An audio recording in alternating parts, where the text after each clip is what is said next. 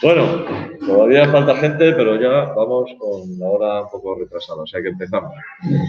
Bien, ayer estuvimos hablando de unas pocas definiciones relativas a la termodinámica química. Hablábamos de lo que es un sistema, que es aquella parte del universo que es objeto de mi estudio, y exterior alrededores es todo lo demás. Todo lo que no sea mi sistema es exterior alrededores. Pero todo, y cuando hablo de todo me refiero a todo el universo. O sea que no es moco de pavo, como decía aquel. En cuanto a los tipos de sistemas, decíamos abierto, cerrado y aislado. Bastante intuitivo. El abierto intercambia tanto materia como energía. El cerrado intercambia energía, pero no materia. Y el aislado no intercambia absolutamente nada con el exterior. Luego decíamos, el conocimiento, desde el punto de vista termodinámico, el conocimiento perfecto de un sistema implicaría conocer perfectamente el estado de traslación, vibración, rotación, energía atómica, energía electrónica de todos y cada uno de los componentes de ese sistema, lo cual evidentemente resulta imposible. Y, sin embargo, lo que sí que podemos es aproximarnos a el comportamiento de ese sistema, las variaciones que se producen en ese sistema, utilizando una serie de variables macroscópicas, que son las variables termodinámicas. Entre las que se encuentran, pues algunas que ya conocemos, volumen, temperatura, presión, las conocemos porque las hemos utilizado dentro de las leyes de los gases, cuando hemos hablado de gases, pero hay otras nuevas de las que vamos a hablar en este tema, como energía interna, entalpía, entropía o energía libre de Gibbs, ¿vale? Dentro de estas variables hay un grupo muy selecto de ellas, ¿vale?, que son aquellas cuya variación a lo largo de un proceso no depende del camino seguido. Solo dependen del punto de inicio y del punto final, o sea, de la situación, el estado inicial y el estado final. Como solo dependen del estado inicial y final, se llaman funciones de estado, ¿vale? ¿Y un ejemplo de una reacción que suceda eso? ¿Perdona? Un ejemplo de una reacción en la que suceda eso. ¿De una de estas funciones de estado, dices? La entalpía, la entropía, la energía libre de Gibbs, la energía interna. No, pero yo digo, en plan, un proceso en el que da igual los procesos que llevan a cabo. A ver, es que en cualquier proceso químico, la variación de entalpía, es que cuando lleguemos a eso lo veréis con más. No depende del camino que yo haya seguido. Esa es la base, por ejemplo, de un proceso, un procedimiento que se estudia en química de segundo de bachillerato, que es el ciclo de Born-Haber. Para calcular la energía reticular de un cristal, me da igual calcularla directamente que hacer toda una especie de, como de camino de desvío, ir a partir de potenciales de ionización, y al final se calcula, es una manera de trabajar. Al final lo que vamos a hacer nosotros es que las reacciones químicas las vamos a tratar como ecuaciones algebraicas, donde vamos a incluir un término que es la entalpía de reacción. Buenos días. Que puede ser positiva, negativa, bueno, de todo eso ya hablaremos. Y veremos cómo las podemos combinar entre ellas, como nos convenga, como nos dé la gana. ¿Vale? Os ponía un poco como ejemplo de lo que sería una función de estado, aunque no es real. Imaginaos que os dicen, oye, el consumo de combustible de un vehículo para ir de Toledo a Madrid solo depende de la distancia entre Toledo y Madrid. Que son 70 kilómetros, pues el consumo de combustible del vehículo es 1,5 litros. Y te da igual ir directamente Toledo-Madrid a través de la 42 o darte un pasito por Ávila, luego si quieres ir a Salamanca, Burgos, tal, y volver a Madrid. Bueno, si el consumo fuese el mismo, que evidentemente no lo es, el consumo de combustible sería una función de estado. Solo dependería de punto de inicio y punto final, ¿vale? Las variaciones de energía potencial, por ejemplo, claro, todavía no lo hemos visto. No sé si en cuarto de eso visteis algo. Las variaciones de energía potencial en física no dependen del camino que siga. O sea, si yo suelto una piedra desde aquí arriba, la variación de energía potencial de aquí arriba al suelo es la misma si baja directamente o si baja haciendo así. El cambio de energía potencial es el mismo. Porque eso depende de la altura, no de por dónde haya alcanzado esa altura. Pero lo vamos a ver con ejemplos cuando lleguemos. Claro. Bien, vamos a hablar un momento, no, directamente, vamos a ir al primer principio de la termodinámica.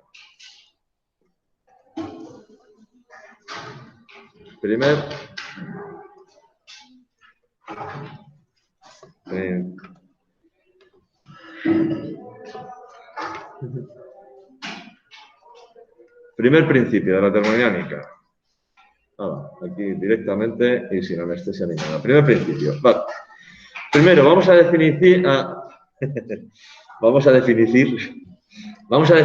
una función de estado que se llama energía interna. ¿Vale? Definimos la función de estado energía interna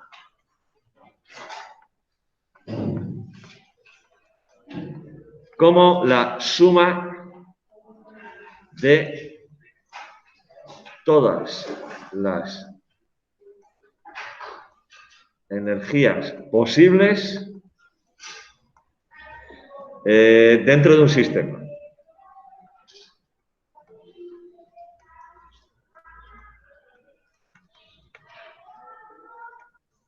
Y pensad, por ejemplo, un sistema que son bastante intuitivos y fáciles de entender. Un sistema puede ser un recipiente cerrado donde yo tengo un gas.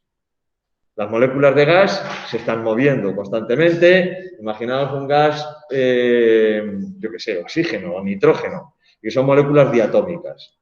Entonces, cada molécula se está moviendo, con lo cual tiene una energía de traslación, se traslada. Cada molécula, a su vez, puede girar, porque claro, se está moviendo y no va a ir en línea recta, puede estar dando vueltas, con lo cual tiene una energía de rotación. Pero es que los enlaces de esa molécula no son totalmente rígidos, sino que pueden vibrar y tiene una energía de vibración. Pero es que existe una energía nuclear dentro de cada átomo, pues tiene una energía nuclear. Y es que además existe una energía potencial electrostática entre los electrones y los protones del núcleo, pues tiene esa energía. Bueno, pues la suma de todas esas energías, de todas y cada una de las moléculas que forman el sistema, es la energía interna del sistema. Evidentemente, es imposible de conocer. Yo no puedo conocer, es decir, tengo un sistema, este vaso o este recipiente con gas. La energía interna de este sistema es no sé cuántos julios. Imposible de conocer. No se puede conocer su valor, pero sí se puede conocer su variación a lo largo de un proceso. Es decir, cuánto cambia la energía interna de un sistema cuando hago un proceso, que puede ser en el caso de un gas, pues una expansión o una compresión, en una reacción química, pues la propia reacción química, o sea, la variación sí la puedo conocer, pero el valor de la energía interna, imposible, ¿vale? Entonces, suma de todas las energías internas dentro de un sistema. Vamos a poner aquí, por ejemplo, energía de traslación. Las moléculas se mueven. ¿Vale? En un líquido se moverán más despacio, pero se mueven.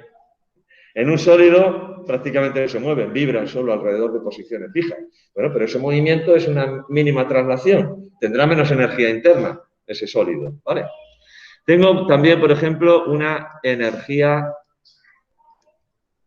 de rotación. Las moléculas giran.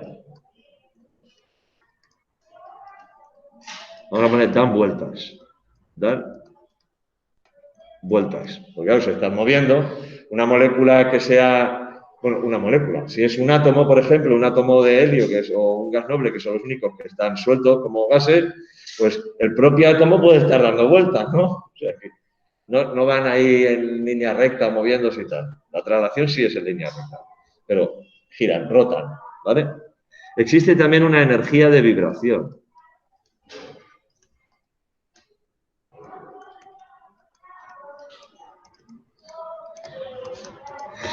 Que esta está relacionada con la vibración de los átomos que forman un enlace. Los enlaces entre un átomo y otro no son totalmente rígidos, sino que tienen cierta flexibilidad, pueden vibrar los átomos. Pues a eso llamamos energía de vibración. A ver, los átomos que forman un enlace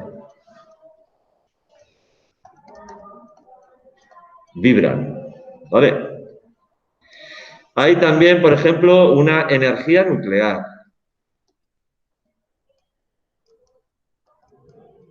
Que está almacenada en el núcleo de todos los átomos.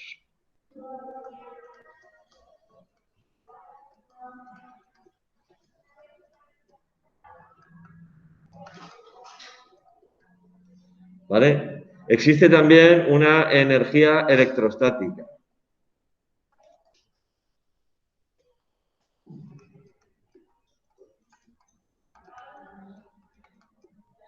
Está relacionada con las atracciones electrostáticas entre los electrones y el núcleo de los átomos, ¿vale?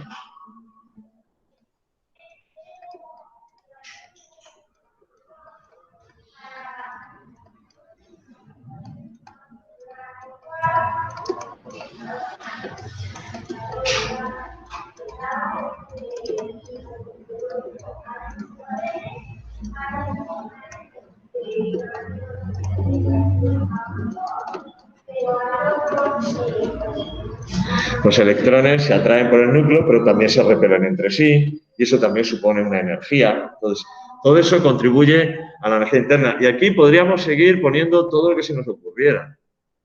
Todo lo que nos ocurriera. Podríamos poner aquí ya, etcétera. Energía de no sé qué, energía cuántica de no sé cuántos, todo lo que queráis. Bueno, pues la suma de todas estas energías es lo que llamo energía interna de un sistema. Evidentemente, como os he dicho, es imposible de conocer. No se puede conocer el valor de la energía interna de un sistema.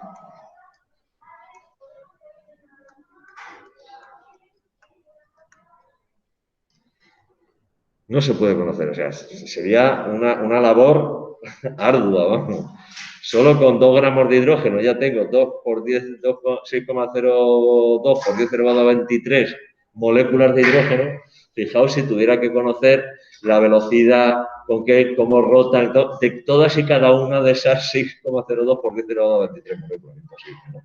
Sin embargo, como os he dicho, sí que puedo conocer la variación de energía en un proceso. Eso sí lo puedo conocer, ¿vale?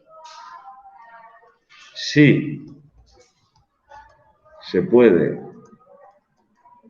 conocer, sin embargo, la variación de energía interna en un proceso.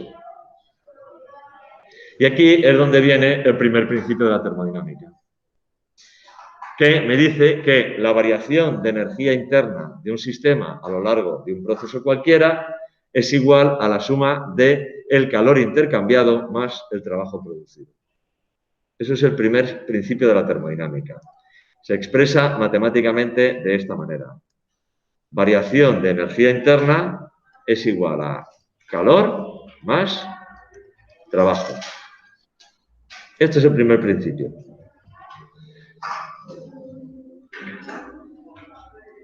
Esto es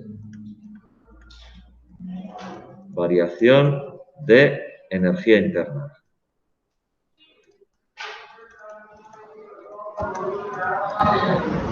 Esto es calor. Y esto es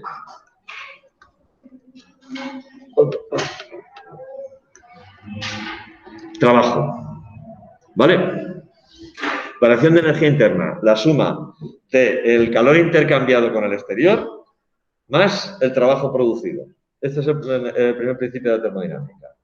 Entonces aquí hay que aclarar primero un criterio de signos importantísimo. Vamos a aclarar el criterio de signos porque esto a lo largo de la historia ha cambiado. Antes este principio, en vez de ser un signo más, era un signo menos. Ahí. Pero luego, porque el criterio de signos, ahora os explicaré en qué consiste eso, a lo largo de la historia ha cambiado. Ahora estamos con un criterio de signos, yo creo que es más intuitivo que el que era antes. Y en ese sentido es mejor. Vamos a imaginar que esto es mi sistema. Este es el sistema, ¿vale? Entonces, el criterio de signo es el siguiente. Todo aquello que salga del sistema lo considero negativo. Es decir, Si el sistema cede calor al exterior, como está perdiendo calor, su energía interna disminuye. O sea, yo no puedo comunicar energía en forma de calor si no es a costa de mi energía interna. Si yo te tengo que ceder calor a alguien, tendré que perder calor. Entonces, ese calor, lógicamente, si está saliendo hacia el exterior, como hace que la variación de energía interna sea negativa, el calor que sale al exterior es negativo. El calor que sale al exterior es negativo. ¿Vale? Si soy yo el que comunico calor al sistema, es decir, estoy aportando energía en forma de calor, evidentemente esa energía que le estoy aportando al sistema lo que hace es que su energía interna aumente. Por tanto, si soy yo el que aporta calor al sistema, ese calor es positivo. Ese calor es positivo. ¿Vale?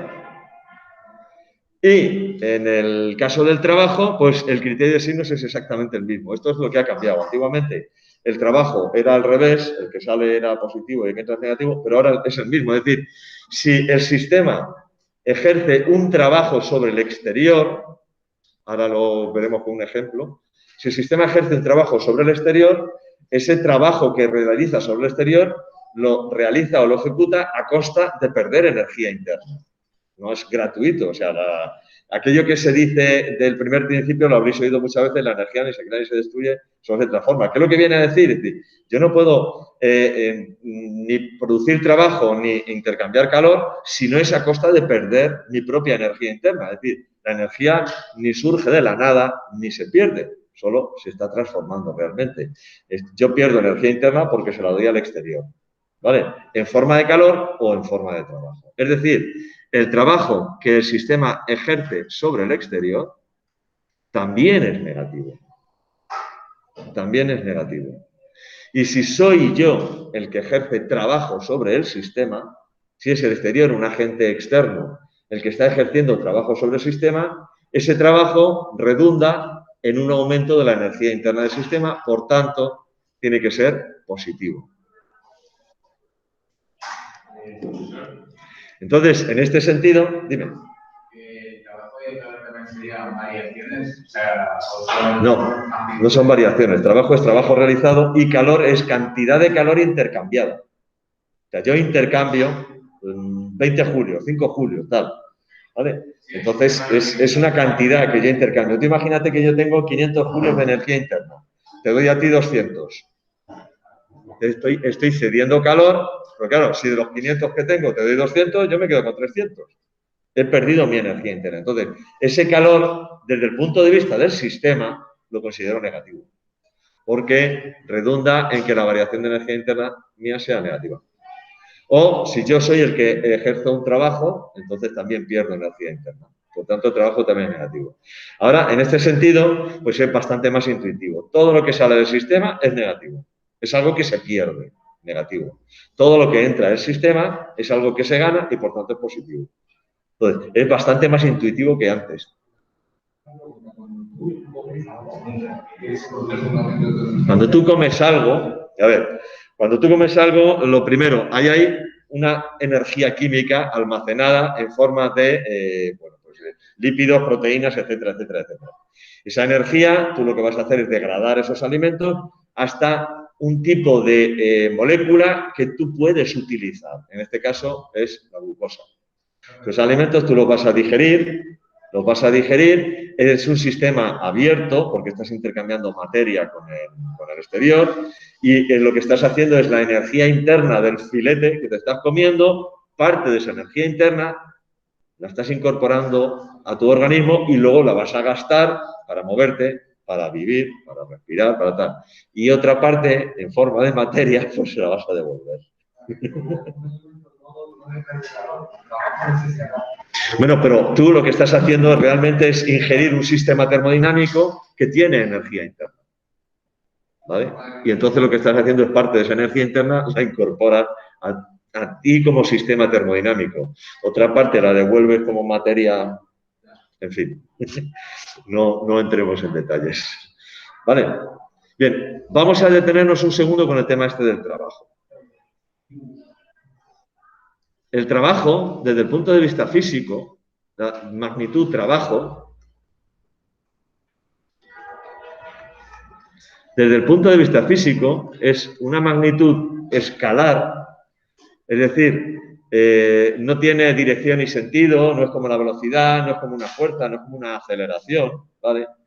Y se define como el producto escalar de la fuerza por el desplazamiento. ¿Sabéis lo que es el producto escalar de dos vectores, no?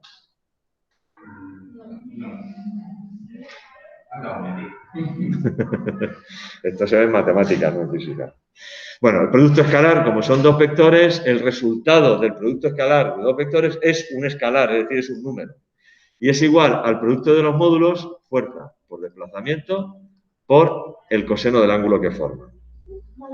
A ver, imagínate que yo tengo una caja. Esto lo vamos a ver cuando veamos la parte de física. Que yo tengo una caja.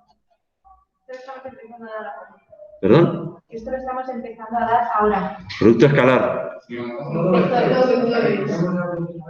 Vectores, en matemáticas, estáis empezando a ver vectores. Vale. Bueno, imaginaos que yo tengo una caja y yo tiro de la caja con una cuerda. Pero claro, la caja no viene hacia acá. ¿Hacia dónde se mueve la caja? La caja la arrastro por el suelo.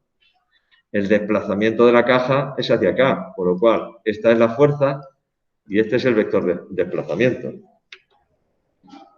Este es el vector fuerza y este es el vector desplazamiento. Bueno, pues el trabajo que realizo cuando arrastro una caja es el producto escalar de estos dos vectores, que es igual al producto de los módulos por el coseno del ángulo que forman. ¿Vale?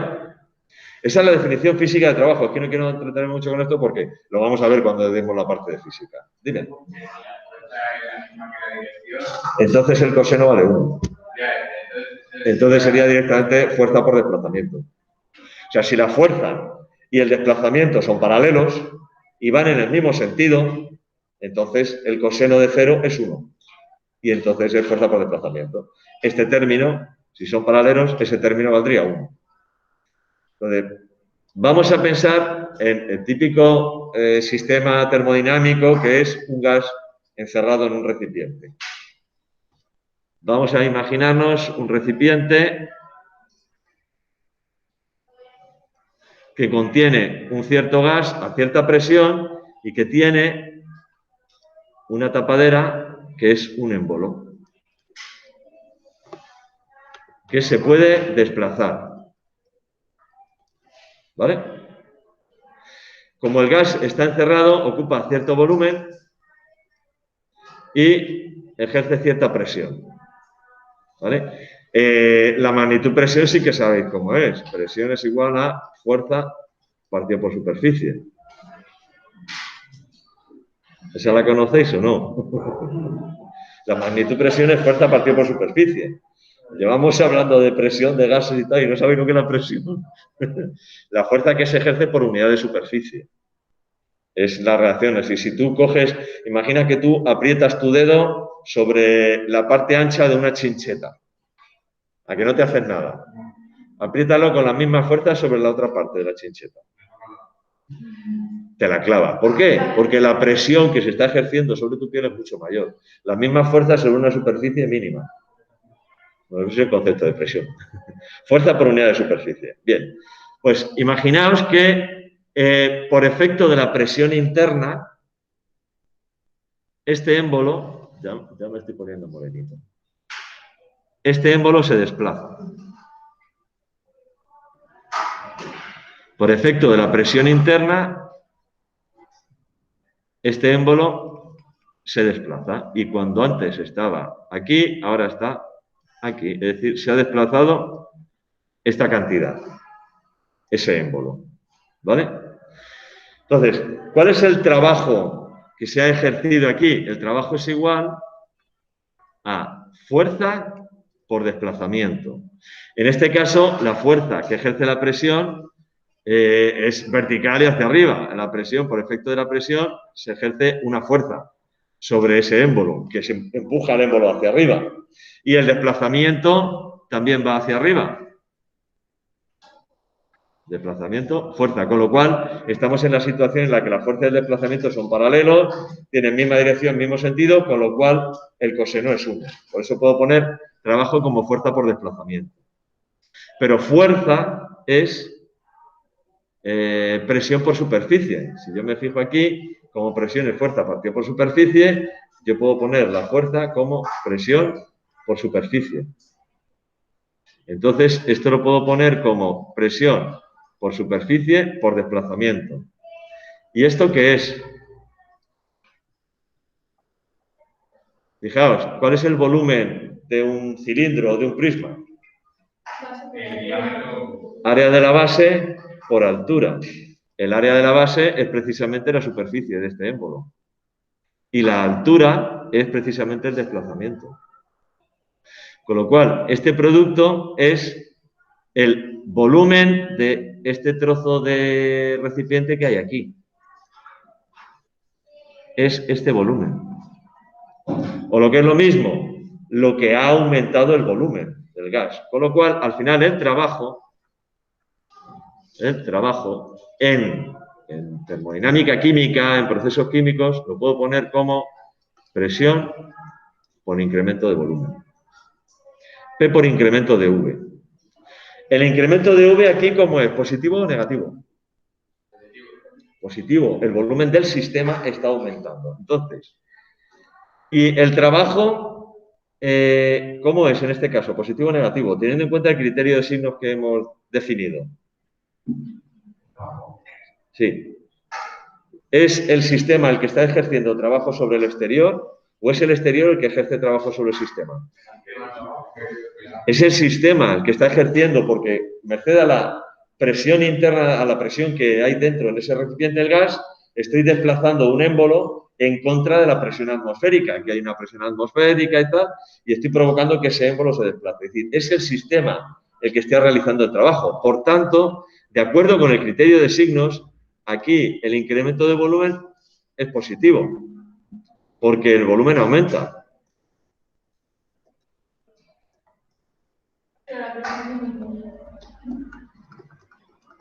El volumen del sistema aumenta. Y el trabajo tiene que ser negativo, porque es trabajo ejercido por el sistema.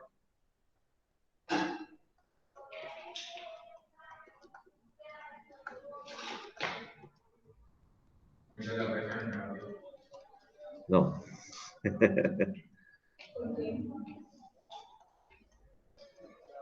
Entonces, para que el criterio, tened en cuenta que el criterio de signos es un criterio arbitrario. Se ha acordado ponerlo así para que luego la variación de energía interna, etcétera, etcétera, etcétera, coincida, porque yo podría decir que el trabajo es positivo y aquí, en vez de poner un más, poner un menos y ya está. Pero como se ha puesto de esa manera, este criterio de signos es arbitrario. Entonces, ¿qué es lo que hay que hacer para que todo cuadre? Muy sencillo, poner un signo menos delante.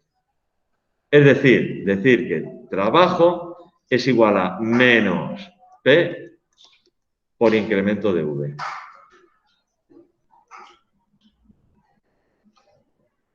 Trabajo es igual a menos P por incremento de V. ¿Vale? Con lo cual, ahora el primer principio, teniendo en cuenta ya cómo calculamos el trabajo o cómo es el trabajo en un sistema termodinámico, de los habituales, el primer principio lo puedo escribir de la siguiente manera. Variación de energía interna es igual a calor menos P por incremento de V. Lo puedo definir el primer principio como está arriba, es decir, así, o lo puedo definir como está abajo. Calor más trabajo o calor menos P por incremento de V. ¿Vale? Desde el punto de vista de práctico, de laboratorio, en química, hay dos maneras de llevar a cabo experimentos, procesos, etcétera, etcétera, etcétera. Una de ellas es a volumen constante, es decir, en un recipiente cerrado. en un recipiente cerrado, no con un émbolo que se pueda ver, sino en un recipiente completamente cerrado, yo introduzco 2 gases o introduzco tal, cierro y ahí a ver qué es lo que ocurre, qué es lo que pasa. Y la otra manera es en recipientes abiertos, en el que, pues en un vaso de precipitados, echo los reactivos, el otro día echamos los reactivos, se produjo una reacción de precipitación y el recipiente estaba abierto. Además era un sistema, termodinámicamente un sistema abierto, ¿vale? Intercambiaba materia y energía. Entonces tengo 2 maneras de trabajar. Una de ellas es a volumen constante y la otra, cuando se trata de un recipiente abierto, es a presión constante, puesto que la presión sobre el sistema es la presión atmosférica. No hay otra. Entonces, puedo trabajar de 2 formas, a volumen constante y a presión constante. ¿Qué ocurre si yo estoy trabajando a volumen constante? Es decir, si el volumen es constante, entonces, ¿cuánto vale el incremento de V? 0. Si incremento de V es 0, entonces no se intercambia trabajo con el exterior. No hay trabajo. Y, por tanto, si el volumen es constante, la variación de energía interna equivale al calor intercambiado a volumen constante. Q sub V, que se dice. ¿Vale? Cuando el volumen es constante. Todo esto parece filosofía más que química, ¿que sí? Todo esto es filosofía más que química. Vale, venga, dudas, preguntas. Dime. Una de las superficies que hace si tú tiras con una persona de un edificio, como que explote o se rompan todos los huesos, pero los insectos, por ejemplo, cuando hay una vida, no les pasa nada. ¿Perdón? ¿A quién dice no les pasa nada? Lo primero, porque los insectos tienen tan poca masa que su energía cinética es un medio de masa por velocidad al cuadrado. Como tiene una masa tan pequeña, la energía que intercambian es muy pequeña. Entonces, no, a ver, la velocidad que tú alcanzas en una caída libre no depende de tu masa. Sin embargo, la energía sí, y mucho. Entonces, un insecto que está cayendo desde cierta altura tiene una masa muy pequeña y entonces la energía, hay un intercambio de energía. Energía cinética se transforma en energía calorífica, etcétera, etcétera, etcétera. Entonces, a la velocidad con la que cae un insecto y la velocidad con la que caes tú es la misma. Pero la energía que lleva un insecto y la que llevas tú no tiene nada que ver. Entonces, esa energía que tú lo vas a intercambiar con el suelo, lo que va a hacer es que se te rompan huesos, etcétera, etcétera, etcétera, etcétera. El insecto, la cantidad de energía que intercambia es muy pequeña. Entonces, por eso, aguanta mucho mejor. Y aparte de eso, él tiene un exoesqueleto. Tú no tienes exoesqueleto. Tú eres blandito por fuera. Los insectos son duros por fuera. No tienen esqueleto interno los insectos, no son vertebrados. Perdona, no te digo. A ver, un ratón depende de cómo caiga. Sabéis que los gatos, siempre se dice que los gatos tienen 7 vidas. Los gatos tienen una habilidad maravillosa o fantástica para caer de pie. Y además se sabe cómo lo hacen. Cuando un gato está cayendo, lo primero que hace es colocar la cabeza en la posición correcta. Y una vez que tiene la cabeza en la posición correcta, gira el resto del cuerpo. Y cae siempre de pie. Y entonces lo que hace es amortiguar casi siempre. También depende, también hay gatos más hábiles y más tontos. También hay gatos más hábiles y más tontos, oye, no todos los gatos van a ser iguales, ¿no? Y entonces, aparte de eso, es que el gato, en el momento de caer, pone en marcha, amortigua la caída, cayendo de pie y con los músculos, que son como gomas elásticas, y eso absorbe energía. Energía cinética la transforma en energía elástica. Entonces, amortiguan la caída. Si caes bien, tú, si te tiras desde cierta altura y caes de pie, y al caer flexionas un poco tus piernas, estás amortiguando ese intercambio de energía y te harás muchísimo menos daño que si caes de cabeza. A ver, si caes de cabeza, en los pies no te vas a hacer daño, pero evidentemente no es lo mismo. Entonces, todo eso tiene que ver con intercambios de energía. ¿Vale? Pero de eso hablaremos a partir de mediados de enero y tal, hablaremos de física Ahora estamos con química.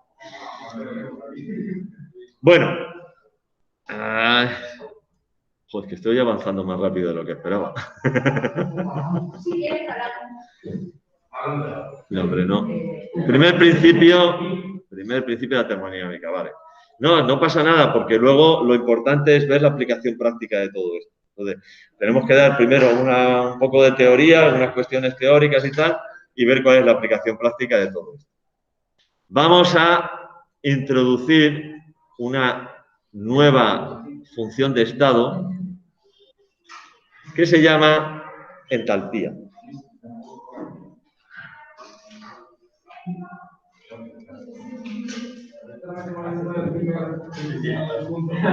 ¿Perdona?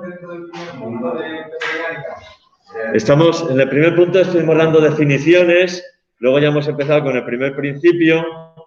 Dentro del primer principio hemos definido lo que es la energía interna, hemos visto la relación de las variaciones de energía interna con calor-trabajo, el criterio de signos para el calor y para el trabajo y tal, y ahora vamos a definir una nueva función de estado que es la entalpía. La energía interna es función de estado, su variación no depende de cómo haya hecho yo el proceso. No, estaría entre el primero y el segundo, todavía no hemos visto el segundo principio. ¿Vale? Sería a lo mejor una extensión del segundo principio.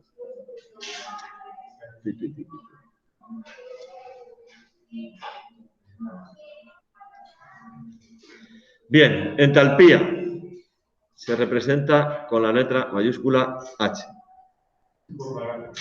¿Vale?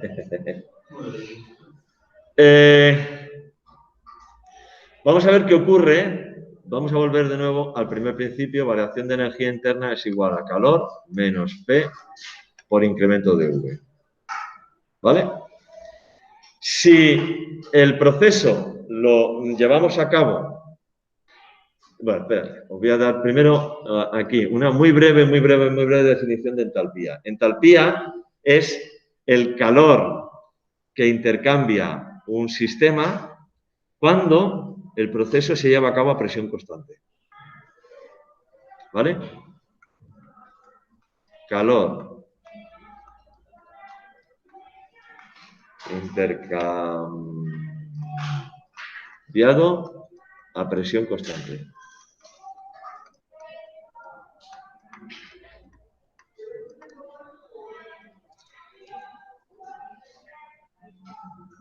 ¿Vale?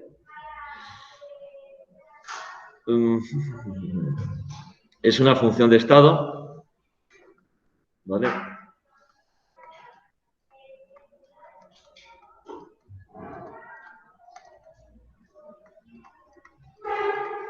Es una función de estado. Es decir, la variación de entalpía en un proceso no depende del camino que yo haya seguido. Solo depende del estado inicial y del estado final. ¿Vale? Bueno, pues si volvemos a la definición del primer principio, que es la variación de energía interna es igual a calor más P por incremento de V, si P es constante, entonces el calor intercambiado podemos decir que es igual a Q sub P, calor intercambiado a presión constante. Entonces, tan sencillo como en esta expresión, pasar el P por incremento de V, pasarlo al otro lado y decir que calor a presión constante es igual a variación de energía interna más P por incremento de V. Y este calor a presión constante es igual a la variación de entalpía. Por definición, es que esa es la definición de entalpía, ¿vale? Calor intercambiado cuando el proceso se lleva a cabo a presión constante, que es en el 99,99% de los casos de las reacciones químicas que llevamos a cabo. De hecho, cuando hablemos de energía, de reacción y tal, lo habitual será que hablemos de entalpía de reacción. La entalpía de formación, la entalpía de combustión, la entalpía de disolución, la entalpía de no sé qué. Hablaremos básicamente de entalpías, ¿vale? Entonces, si lo que tengo es que variación de entalpía es igual a variación de energía interna más P por variación de volumen, Entonces, la variación de entalpía la puedo poner como entalpía final menos entalpía inicial, ¿no? La variación de energía interna la puedo poner como energía interna final menos energía interna inicial. Y esto sería más P por volumen final menos volumen inicial. Si quito estos paréntesis y reorganizo de alguna manera, lo que tengo es que entalpía final menos entalpía inicial es igual a energía interna final más P por V final menos energía interna inicial más P por V inicial. Lo que me permite dar una definición ya no de variación de entalpía, sino de entalpía. La entalpía de un sistema, si os fijáis, esto sería entalpía final, esto sería la entalpía final y esto sería la entalpía inicial.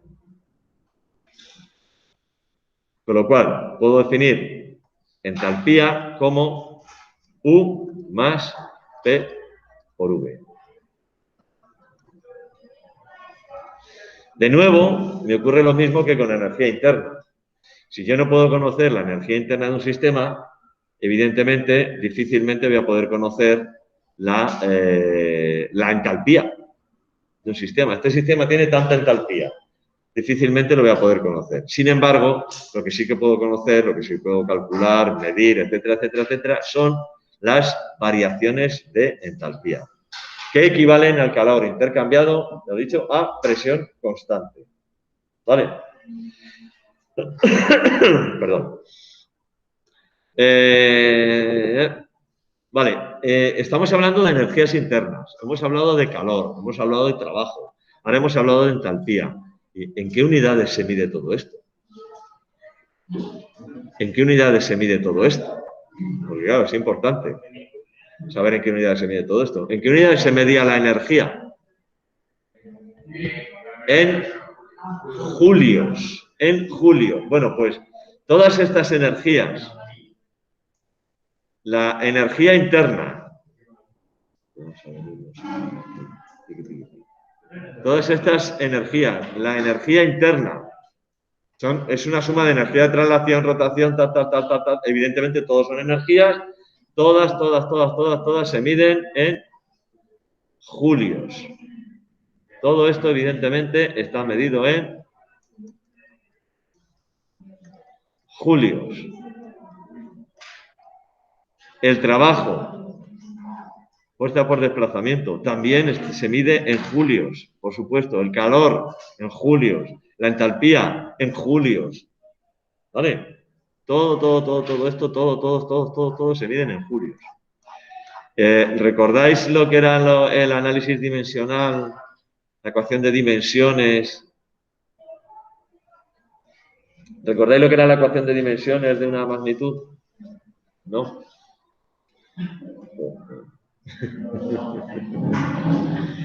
Bueno, lo veremos cuando vayamos a la parte de física, que es donde hablaremos un poco más de magnitudes. Vale.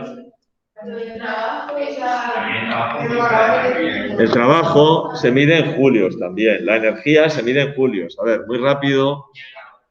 También en julios. Es calor intercambiado. Julio. Todo con julio.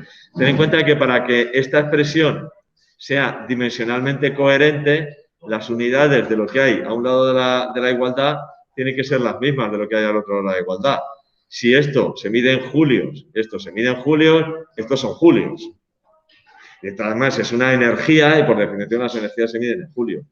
Si recordáis cómo era la expresión de la energía cinética. La energía cinética era un medio de masa por velocidad al cuadrado.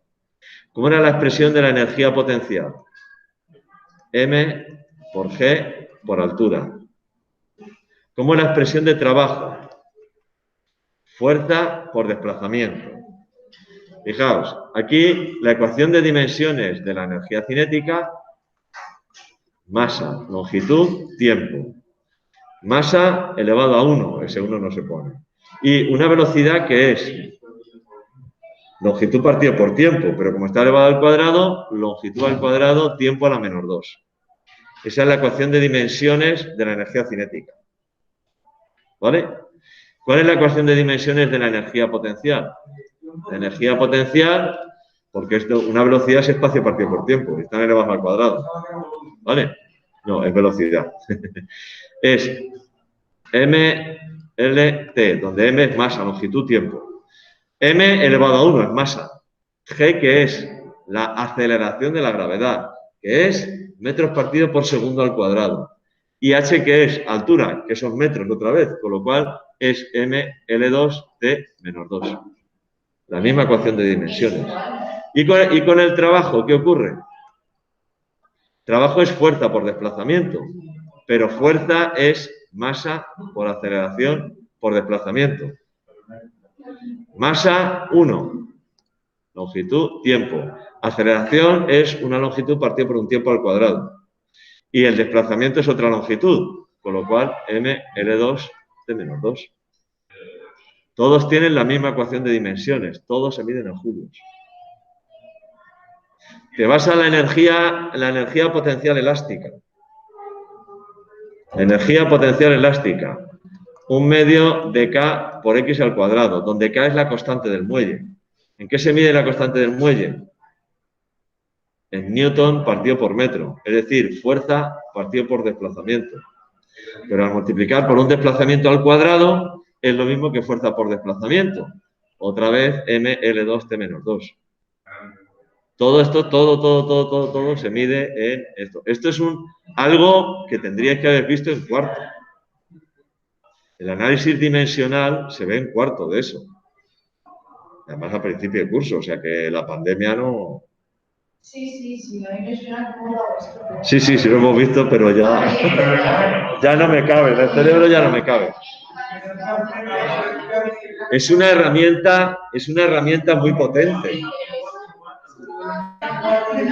El análisis dimensional, bien utilizado, es una herramienta muy potente. Mirad, ¿en qué unidades se mide R? 0,082 atmósferas por litro partido por Kelvin mol. En los exámenes, siempre, a no ser que se me olvide a mí, que puede ocurrir o que suele ocurrir, siempre se dan las constantes. Y además se dan con sus unidades. Se dan con sus unidades, ¿vale? ¿Esto qué es? ¿K qué es? Temperatura. Es decir, tengo R, K es temperatura. Mol es número de moles. Atmósfera, ¿qué es? Presión. Y litro, ¿qué es? Volumen. Ahora, despeja. ¿Qué tienes ahí? La ecuación de los gases ideales.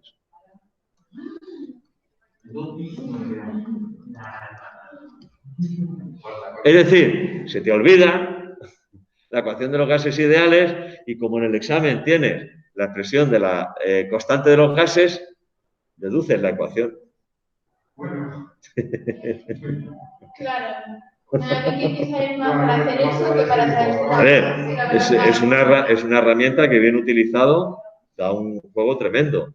¿Cuánto vale la ley de gravitación universal? Es fuerza es igual a G por M1 por M2 partido por distancia al cuadrado. G, que es una constante, es 6,67 por 10 a la menos 11 Newton metro cuadrado partido por kilogramo al cuadrado. Kilogramo al cuadrado, ¿qué es? Masa al cuadrado, masa por masa. G por masa. ¿Y metro al cuadrado qué es? Distancia al cuadrado. Anda, mira, si tengo ahí la ley de gravitación universal.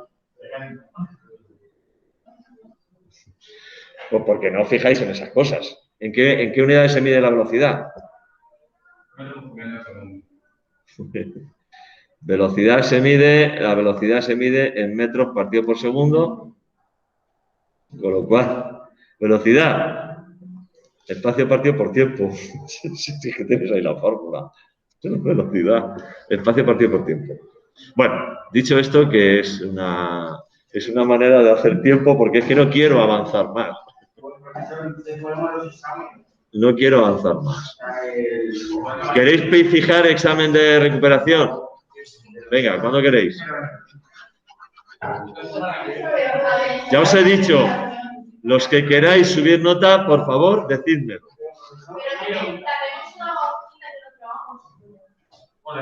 Dime. Para subir nota necesitas hacer los ejercicios que hacen los de recuperación.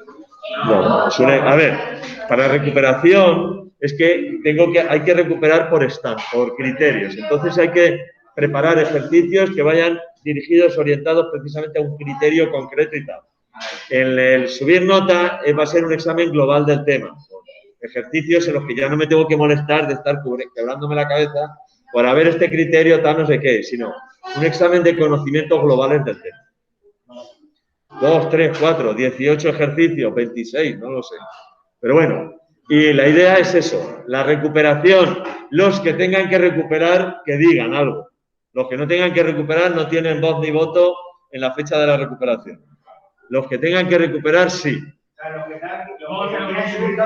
Los que quieran subir nota, lo primero que tenéis que hacer es comunicármelo a través de Classroom, de correo electrónico, como queráis. Es decir, soy fulanito y quiero subir nota de este tema tal y cual, porque yo tengo que organizar.